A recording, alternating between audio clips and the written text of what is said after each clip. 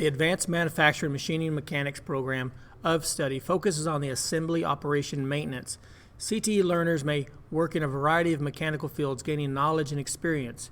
In the course, Principles of Applied Engineering provides an overview of the various fields of science, technology, engineering, and mathematics and their interrelationships. Students will develop engineering communication skills, which include computer graphics, modeling, and presentations by using a variety of computer hardware and software applications to complete assignments and projects. Upon completing this course, students will understand the various fields of engineering and be able to make informed career decisions.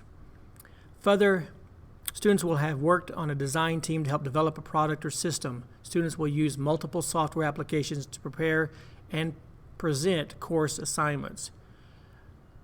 Using programs like Circuit Building, Autodesk, and Inventor will help develop these products.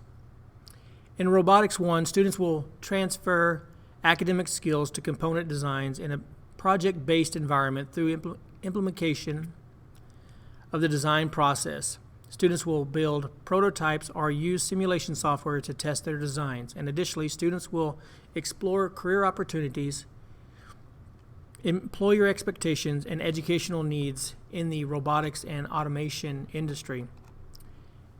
Also entering robotics competitions like Best in Robotics and VRVEX. Engineering Design and Presentation 1 is a continuation of the knowledge and skills learned in Principles of Applied Engineering. Students enrolled in this course will demonstrate knowledge and skills of the design process as it applies to the engineering field, using multiple software applications and tools needed to produce and present working drawings, solid model renderings, and prototypes. In Robotics 2, students will explore artificial intelligence and programming in the robotic and automation industry through implementation of the design process.